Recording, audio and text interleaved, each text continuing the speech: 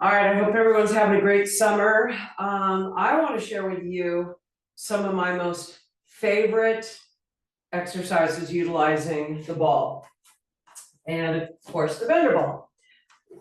So whether you're vertical, whether you're prone, whether you're kneeling, sideline, if you do just these quick 5, you're going to be amazed how you feel. First one I love is by placing the ball in between the thighs. And as I've said before, you never want to, you don't want to squeeze it. There is absolutely no reason to squeeze, the ball so hard that you can't move. Because if you squeeze the ball really hard, like go for it, like tighten, like squeeze, that's what I hear all the time. Now try to squat. That feels so unnatural. And again, sometimes I hear this from trainers, putting people in the weirdest body positions that we would never be in real life, right? So we've got the ball here. You want to think about not dropping it, but not tightening your inner thigh so much that you over squeeze, all right? But it's just this light feeling. So from here, all we got to do is press back into a hinged squat and come forward, bringing our arms in forward, counterbalance. So our squat literally pressing the hips back and coming back up. And what I love about this is it forces the feeling of lifting. So the feeling of just that slight engagement adds to pelvic floor activity, which is the deep core muscles. So by even adding an inhale on the way down, and as you exhale, you lift. To add on to this, you could grab some handheld weights, inhale lower, exhale lift, and imagine you're putting a suitcase in an overhead bin. This becomes functional training, not squeezing the booty, not going up on those toes, unless of course you're trying to reach for a shelf that's higher than you, then you are going to go, oh, I'm going to get up on my toes and put it in there. But we don't sit up on our toes for, 30, minutes or whatever, which you see typically in so many classes. And again, this is why people have pain. And this is why people are like, oh yeah, I left that class, it was fun, but my knees hurt or my back hurt. So how does your body move? How does it feel to put a ball in between, your knees to activate your inner thighs and to align your knees? Besides that, what's happening with your feet? It's very hard to let your feet collapse. Matter of fact, do it. Let your feet collapse and it feels kind of weird.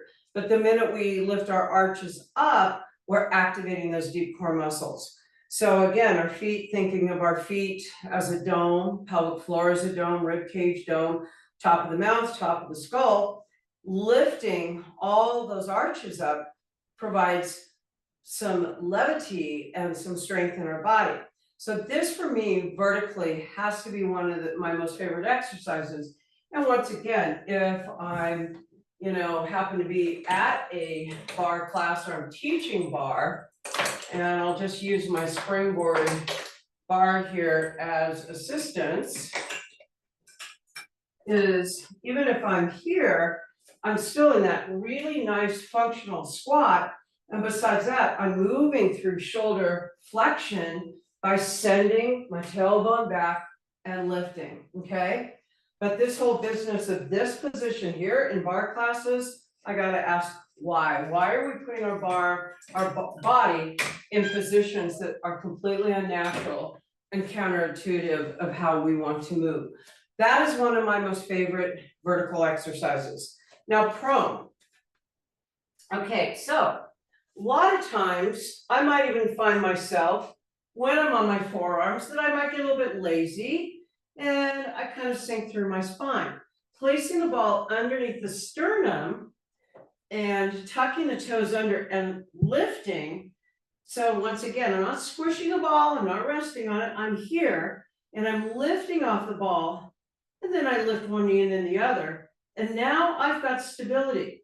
So again, we can move a little forward and back, serratus anterior work. I don't even need to cue my students pulling your abs.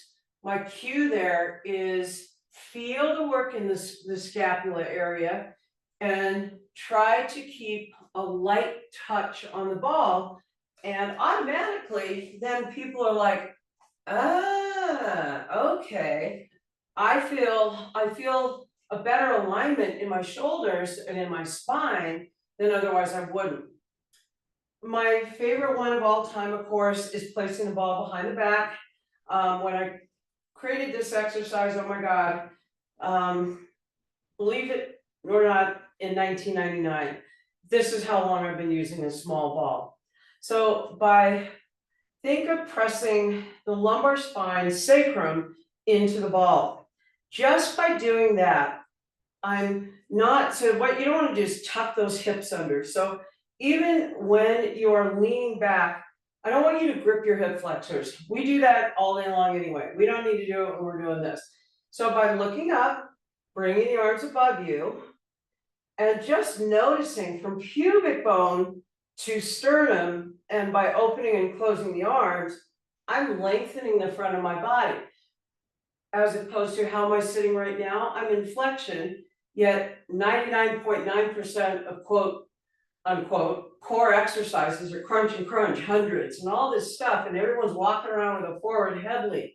So once again, if I can be more extended when I'm doing a movement, and then I start playing in the transverse plane, now I've got some authentic movement here that I would maybe do standing.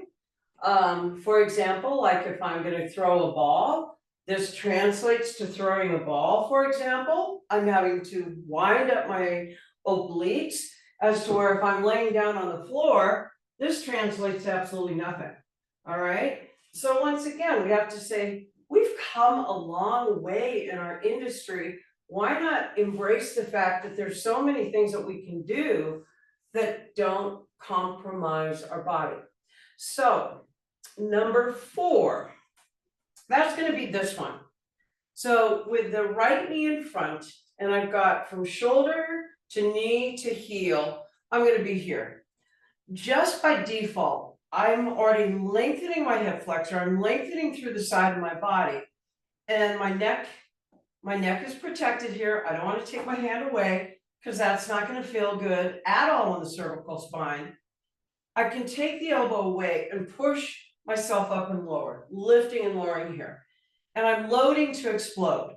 To make it more intense, now taking my left arm away as assistance, as I lower down and lift up, this is going to create a load to explode, which you are not going to get, once again, by laying on the floor and kicking your legs. Did you know that laying on your floor and doing scissors and all those exercises that Pilates did is about 11% transverse abdominis.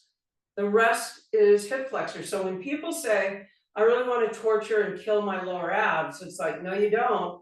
You're torturing and killing your hip flexors, which are overused all the time.